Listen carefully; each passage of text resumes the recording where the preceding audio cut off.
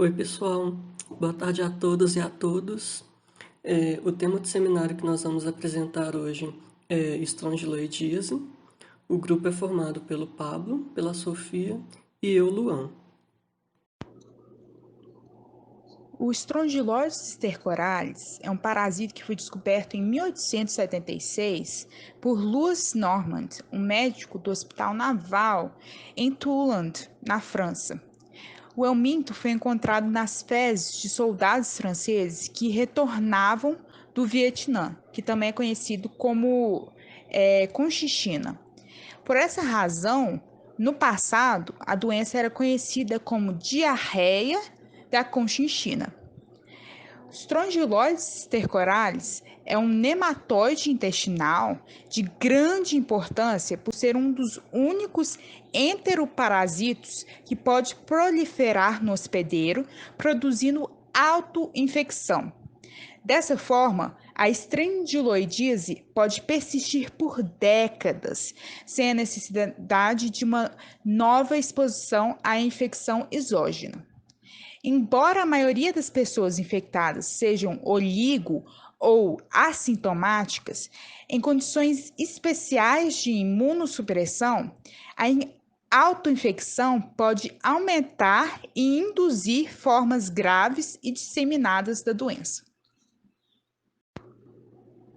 A prevalência mundial da estrongiloidíase está estimada em 30 a 100 milhões de pessoas infectadas.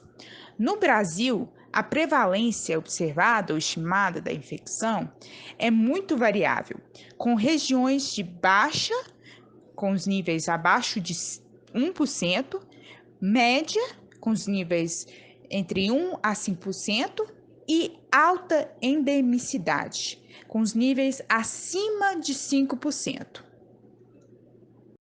Bom, o agente etiológico da estrongiloidíase é o euminto intestinal Strongyloides stercoralis, e essa espécie possui grande importância clínica para o homem pelo fato de ser mais prevalente e ter ampla distribuição, com mais de 100 milhões de pessoas infectadas pelo mundo. Ele também é muito comum em regiões tropicais e subtropicais, incluindo o Brasil. O Strongyloides stercoralis ele costuma habitar no intestino delgado dos indivíduos que são infectados e, na maioria dos pacientes com um sistema imunológico sadio, não chega a provocar sintomas relevantes. E também ele é um parasito único, ou seja, ele tem a capacidade de se reproduzir dentro do ser humano. Na figura ao lado, a gente tem a fotografia de uma larva rabditoide de Strongyloides stercoralis. Essa larva ainda não é a forma infectante, porém eu coloquei como exemplo para a gente conseguir visualizar. E ela possui vestíbulo bucal curto e primórdio genital. Ela tem a forma ovoide e também possui a cauda afilada. Bem, sobre as formas de contaminação, a infecção humana ela pode ocorrer através da penetração da pele por larvas filarioides de Strongyloides stercoralis, e geralmente essa infecção acontece por contato direto com o solo contaminado por fezes humanas. Então a gente pode dizer também que andar descalço pode ser considerado um dos fatores de risco mais importantes para esse tipo de contaminação. E além da invasão da pele, a estrongiloidíase ela também pode ser adquirida pela via oral. E isso acontece através da ingestão de água contaminada ou quando o paciente ingere alimentos preparados por mãos infectadas que não foram adequadamente lavadas após uma evacuação. Em relação à infectividade, pode ocorrer a autoinfecção ou a infecção externa. As larvas filarioides elas são viáveis por até 5 semanas. E na figura ao lado, nós colocamos a representação da larva infectante, que é a larva filarioide. Ela possui o corpo mais alongado e na imagem a gente consegue visualizar também em EF o esôfago filarioide, em PG o primórdio genital e mais ao meio a gente consegue ver a bainha. Bom, e finalmente, como funciona o ciclo biológico da estrongiloidíase? Bom, de maneira geral, o ciclo na estrongiloidíase ele pode ser dividido em duas etapas, como está mostrando na imagem. Tem o ciclo de vida livre e o ciclo parasitário. Representado pelas setas vermelhas, a gente tem o ciclo de vida livre. Ele se inicia com a liberação das larvas rabiditoides com as fezes de um paciente infectado, como mostra ali embaixo na bolinha número 1. A partir desse ponto, a gente tem a possibilidade de 2 ciclos, do ciclo direto e do ciclo indireto. Começando com o ciclo direto, representado por essa seta vermelha maior, algumas larvas rabiditoides liberadas com as fezes sofrem maturação direta, originando larvas filarioides, que são as larvas infectantes. E essas larvas elas já apresentam o potencial de infecção dos novos seres humanos. Então aí finalizaria o ciclo direto. Já no ciclo indireto, indicado pelas setas vermelhas menores, as larvas rabiditoides elas podem se desenvolver tanto em vermes fêmeas quanto em vermes machos, adultos de vida livre, como está indicado na bolinha de número 2. Na sequência, os vermes adultos copulam e a fêmea faz a postura dos ovos que vão originar as larvas rabiditoides. Essas larvas rabiditoides elas vão sofrer maturação e originar as larvas filarioides infectantes que vão estar aptas para penetrar na pele do ser humano. E assim completaria o ciclo de vida livre. Já no ciclo parasitário, indicado pelas setinhas azuis do outro lado da imagem, ao penetrarem na pele do ser humano, as larvas filarioides elas vão migrar para o intestino delgado. Elas podem entrar na corrente sanguínea e irem até os pulmões. Quando elas chegam lá, elas vão atravessar os alvéolos e vão ser expelidas junto com o muco. E ao atingirem a laringe, elas podem ser deglutidas e migrarem para o intestino delgado. Então, quando elas chegam no intestino delgado, as fêmeas adultas partenogenéticas, elas fazem a postura dos ovos e desses ovos eclodem as larvas rabiditoides que vão poder ser eliminadas junto com as fezes, contaminando o ambiente. Por exemplo, se a pessoa fazer evacuação no ambiente livre, esse ambiente vai estar contaminado. Porém, as larvas rabiditoides, elas também podem penetrar na mucosa do intestino grosso ou da região perianal. E nesse caso, elas vão entrar na corrente sanguínea e vão seguir novamente em direção ao intestino delgado, originando assim novas fêmeas parasitas e completando o ciclo parasitário.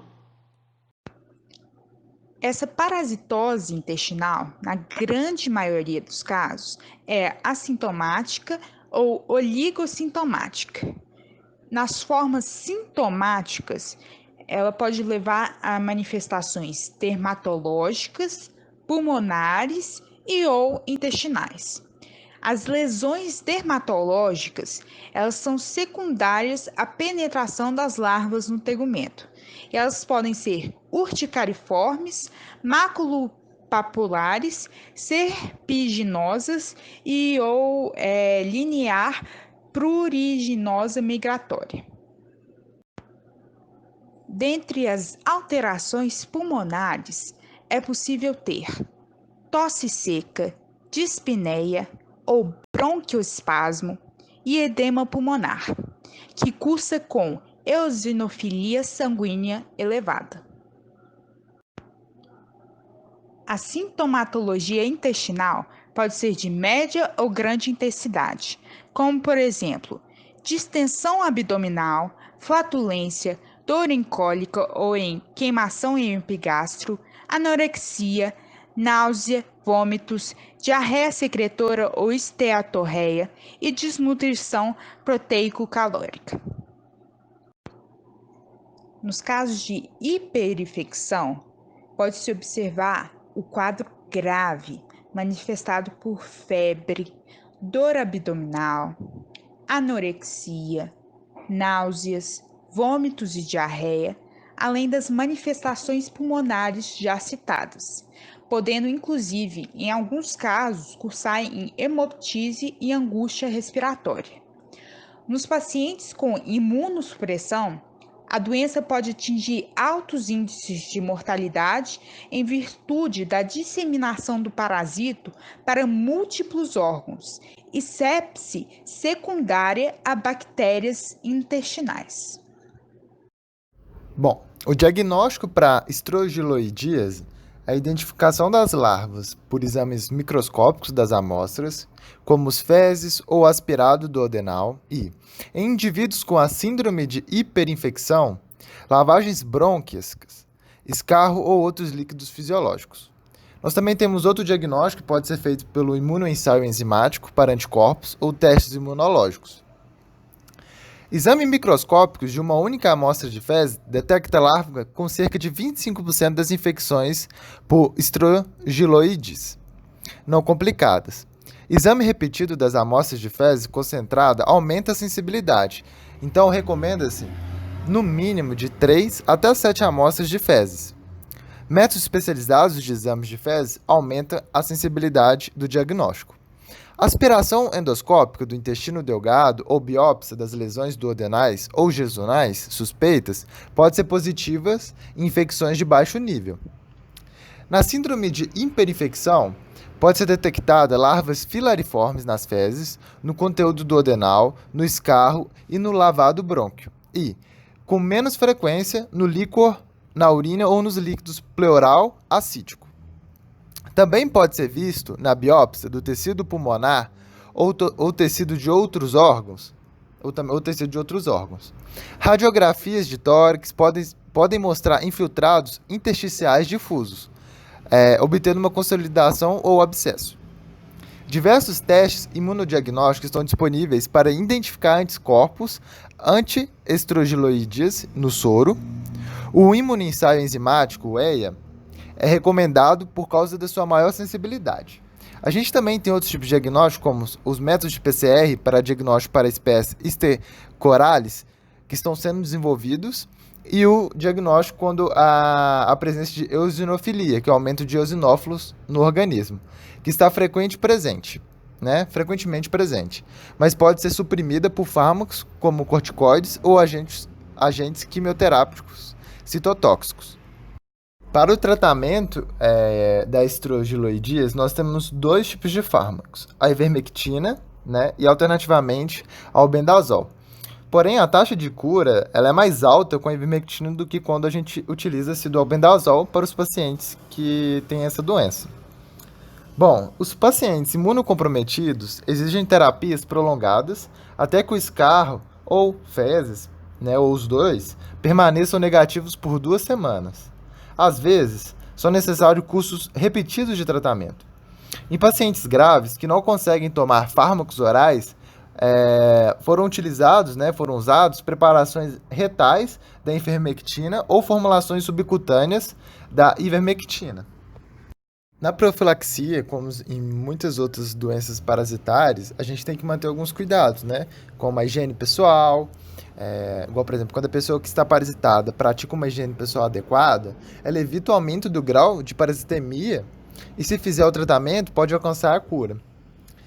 Além disso, não consumir água ou alimento que seja contaminado, por exemplo, no caso a foto que mostra a menina nadando no rio, poluído.